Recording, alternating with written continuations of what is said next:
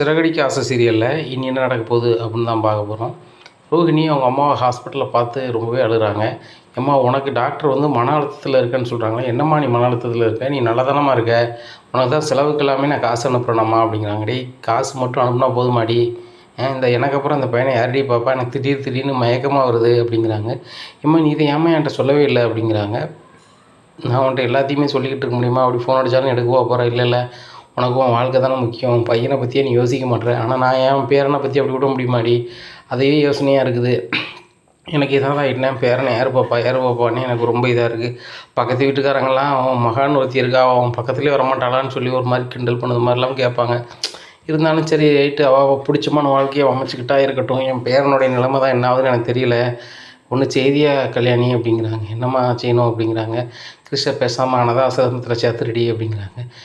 நான் இருக்கும்போது எப்படி என் பிள்ளையை சேர்க்க முடியும் அப்படிங்கிறாங்க. இல்லைடி நீனும் அவசரத்துக்கு வரமாட்டேன். எனக்கு ஏதாவது ஆகிட்டுனா அவன் என் நிலைமை என்ன ஆகுதுன்னு தெரியலை. அவன் ஹாஸ்டலில் இருந்தால் கூட நீ வாரம் போய் பார்க்க முடியும். நீ எப்போவும் உன் வீட்டில் சொல்ல போகிறதும் இல்லை, வைக்க போகிறதும் இல்லை அப்படிங்கிறம்மா. நீ அம்மா அப்படி சொல்கிற, அதுக்குள்ளே சூழ்நிலை தான்மா தேடிட்டு இருக்கேன் அப்படிங்கிறாங்க. எவ்வளோ நாள் கல்யாணி தேடிட்டு இருப்பேன்? கல்யாணம் முடிஞ்சு 1.5 வருஷத்துக்கு மேலே ஆக போகுது. இன்னும் நீ சொல்கிறேன்னா நான் என்ன பண்ணுறது சொல்லு? எனக்கே உடம்புக்கு முடியாமல் போயிட்டுருக்கு. திடீர்னு எனக்கு மூச்சு அடங்கி போச்சு அப்படின்னு சொன்னால் அப்புறம் என் பேரனோட நிலைமை தெரியல. அனாதை ஆசிரமத்தில் சேர மூட மாட்டேற.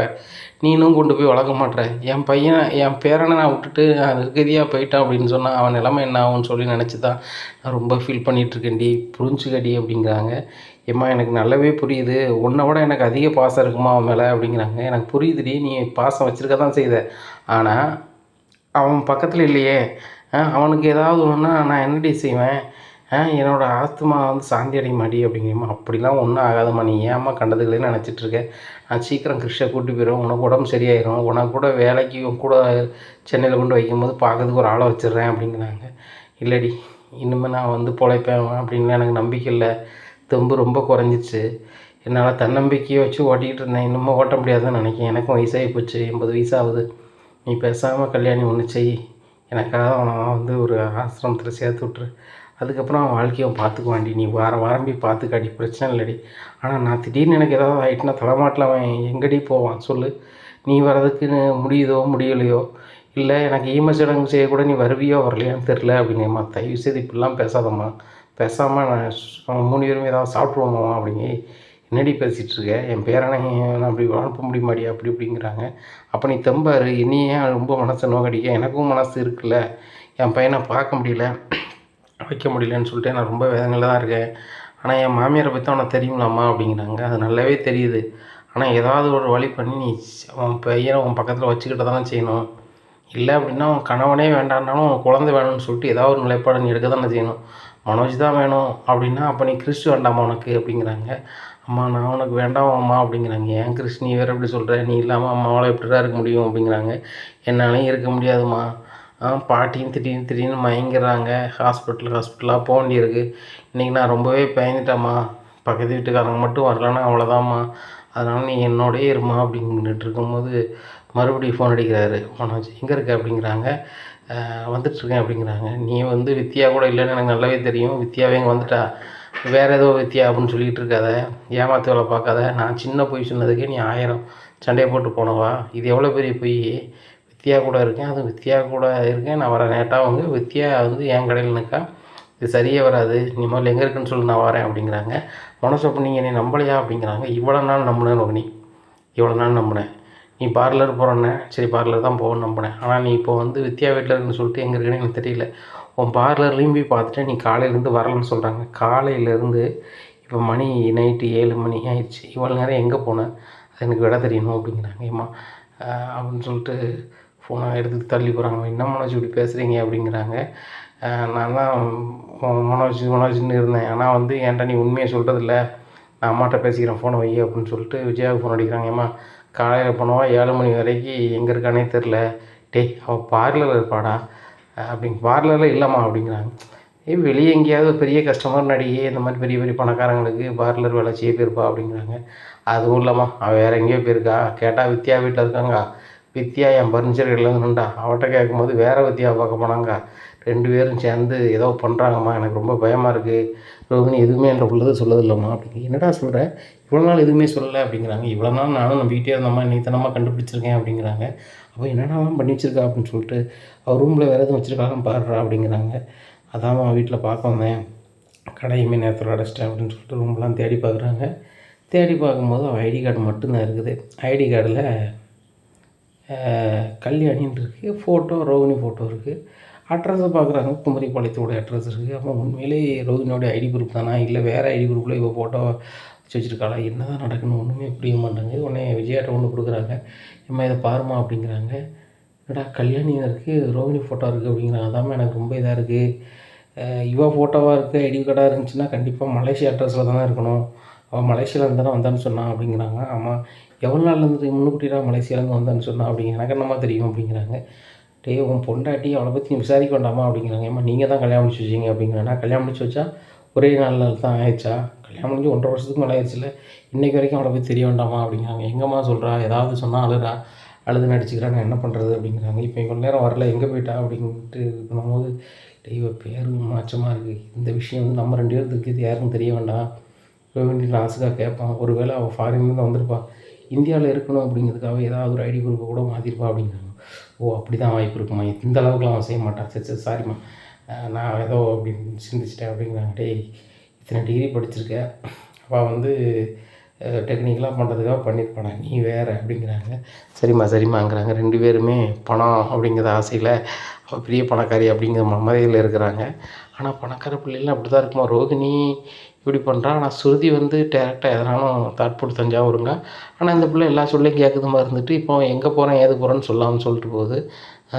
அப்போது வந்து பணக்கார பிள்ளைகள் பூரா அப்படி தான் இருக்கும் போல் அப்படின்னு சொல்லிட்டு மனசுக்குள்ளே இதில் இருக்காங்க. டேய் மனோஜ், இந்த மாதிரி நேரத்தில் எதுவும் கேட்காத, அவன் வந்த அப்புறம் நாசுக்காக கேட்டுக்க. ஏன்னா அப்பாவுக்கோ முத்துக்கோ மீனாவுக்கும் தெரிஞ்சுன்னு வச்சுக்கோ, அது வேறு மாதிரி போகும்.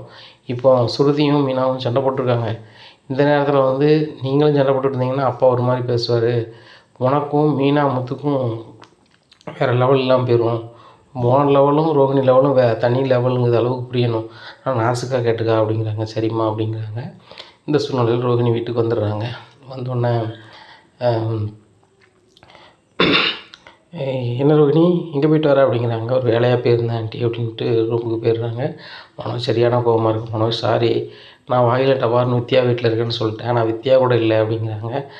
அதான் எனக்கு தெரியுமே அப்படிங்கிறாங்க. மனோஜ் இங்கே பாரு, இல்லைக்கா இங்கே என்ன பாரு அப்படிங்கிறாங்க. என்ன அப்படிங்கிறாங்க. நான் ஒரு அப்படிங்கிறாங்க. என்னத்தை சமாளிக்கலாம் அப்படின்னு சொல்லிட்டு என் அம்மா சொன்னது என்ன வருது, ஒரு அனாதை ஆசிரமத்துக்கு போயிருந்தேன், என்னால் முடிஞ்ச உதவி பண்ணணும்னு சொல்லிட்டு அந்த குழந்தைகளோடு இருந்தேன். எனக்கும் சீக்கிரம் குழந்தை வேணுங்கிற ஆசையில் அந்த குழந்தைகளோடய விளாண்டுக்கிட்டே இருந்தேன். நான் என்னையே மறந்துட்டேன் அப்படிங்கிறாங்க. அப்படியே இருக்கும், நீ அதை முதல்ல நீ சொல்லியிருக்கலாமா, நானும் வந்திருப்போம்ல அப்படிங்கிறாங்க. இல்லை மனோஜ், நான் இன்றைக்கி லீவ் போட்டிருக்கேன் அப்படின்னு சொன்னால் ஒரு ஆளாவது நம்ம வீட்டில் உழைக்கணும்ல, நீ பிஸ்னஸ் பண்ணிகிட்ருக்க, சந்தோஷமாக பிஸ்னஸ் பண்ணணும்னு சொல்லிட்டு தான் அப்படிங்கிறாங்க. உடனே கையை பார்க்குறாங்க, ID card Rohini ID card Manoj கையில் இருக்குது. இதை பார்த்தோன்னா ஆகா மாடிட்ட போலையே மனோஜ், சாரி மனோஜ் அப்படிங்கிறாங்க. இதை எப்படி உன் ஐடி கார்டு தானே அப்படிங்கிறாங்க. உடனே ஆமாம் அப்படிங்கிறாங்க. இதுலேயும் என் கல்யாணின்னு இருக்குது அப்படிங்கிறாங்க. உடனே என்ன சொல்லணும்னு தெரியாமல் திருதுன்னு முடிக்காங்க. ஓ அங்கேருந்து வந்ததுனால இங்கே ஏதாவது ஐடி குரூப் வேணும்னு சொல்லிட்டு மாற்றி வச்சுருக்கேன். சரி கூட நான் யார்கிட்ட சொல்ல மாட்டேன், நம்மளுக்கு எப்படியும் ஐடி வேணும்ல அப்படிங்கிறாங்க. எங்கள் அம்மாட்ட கூட காமிச்சேன், எங்கள் அம்மா தான் இந்த இதை சொன்னாங்க அப்படிங்கிறாங்க. எப்போ நல்ல வேலை இதை வச்சு மாட்டிட்டோம்னு நினச்சேன் அப்படின்னு சொல்லிட்டு. ஆமாம் மனோஜ், ஆமாம் நீ உண்மையிலே படித்தவன், நல்லா சிந்திக்கிற, ஆன்ட்டி அதை விட பயங்கரமாக சிந்திக்கிறாங்க அப்படிங்கிறாங்க. அந்த அறிவு எல்லாமே எங்கள் அம்மாட்டிருந்து வந்தது தான். ஏன்னா எங்கள் அம்மா பயங்கரமான தெளிவு. எங்கள் அம்மாவை யாரையும் ஏமாற்ற முடியாது, ஏமாற்றினாத சரித்திரம் கிடையாது. எங்கள் அப்பாவாக இருந்தாலும் சரி தான், யாராக இருந்தாலும் சரி தான், எங்கள் அம்மா சொல்ல மீறி எதுவுமே நடக்காது. எங்கள் பாட்டி ஒன்று தான் தாட் போட்டு தஞ்சாவூரும்பாங்க. ஆனால் எங்கள் பாட்டி வந்து ஒரு நாள் மேய்ச்சி மாதிரி ஆடிட்டு போயிடுவாங்க. ஆனால் நிரந்தரமாக வச்சு செய்கிறது எங்கள் அம்மா தான் அப்படிங்கிறாங்க. சரிதான் அப்படிங்கும்போது ரோகிணி அம்மா ரொம்பவே ஃபீல் பண்ணுறாங்க. நம்மகிட்ட நல்லா பேசிகிட்டு இருக்கும்போது திடீர்னு மனோஜ்ட்டு வந்து ஃபோன் வருது. அவசர அவசரமாக போயிட்டு வரேன்னு சொல்லிட்டு கிளம்பிட்டா. நான் என்ன வரோம் யாராவது எதாகன்ட்டு நினைக்கல. இப்படி இருக்கும்போது நாளைக்கு எனக்கு எக்காண்டான சூழ்நிலை அப்படின்னா கண்டிப்பாக கிருஷாவை பார்த்துக்கிடவே மாட்டா, தெரிஞ்சு போச்சு. இனிமேலும் நம்ம வந்து மறைக்கிறதுல அர்த்தமே இல்லை, முத்து மீனா கூட உண்மையை சொல்லிடுவோம் அப்படின்னு சொல்லிட்டு முத்துக்கு ஃபோன் அடிக்கிறாங்க ரோகிணியோட அம்மா. நான் வந்து கிறிஷோட பாட்டி பேசுகிறேன் அப்படின்னு. சொல்லுங்கம்மா அப்படிங்கிறாங்க. என்னம்மா எவ்வளோ நேரத்துக்கு அப்படிங்கிறாங்க. இல்லை தம்பி எனக்கு மூச்சு விட முடியல, என்ன ஹாஸ்பிட்டலில் சேர்த்துருக்காங்க இந்த ஹாஸ்பிட்டலில் அப்படிங்கிறாங்க. ஏம்மா இருங்க உடனே வாரோம்னு சொல்லி மீனா மீனா அப்படிங்கிறாங்க. என்னங்க அப்படிங்கிறாங்க. கிறிஷோட பாட்டி ஹாஸ்பிட்டலில் சேர்த்துருக்காங்க உடனே வாங்க அப்படிங்கிறாங்க. 2 பேரும் அவசர அவசரமாக கிளம்பி போகிறாங்க. இப்போ அண்ணாமலை கேட்குறாங்க எங்கே போகிறீங்க அப்படிங்கிறாங்க. இப்போ கிறிஷோட பாட்டி உடம்பு சரியில்லை மூச்சு விட முடியல ஹாஸ்பிட்டலில் இருக்காங்க அப்படிங்கிறாங்க. சரி சரி சீக்கிரம் வாங்க அப்படிங்கிறாங்க. ஏங்க அப்படிங்கிறாங்க விஜயா அண்ணாமலையை.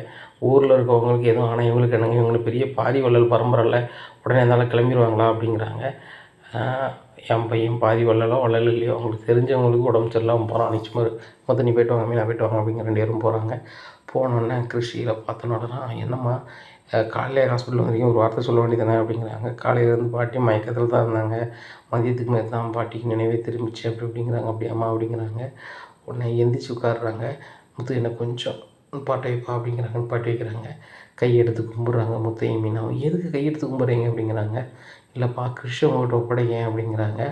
நாங்கள் கூட அவங்ககிட்ட கேட்கணும் தான் நினச்சோம். கிறிஷை வந்து தத்தெடுத்துக்கலாமான்னு சொல்லிட்டு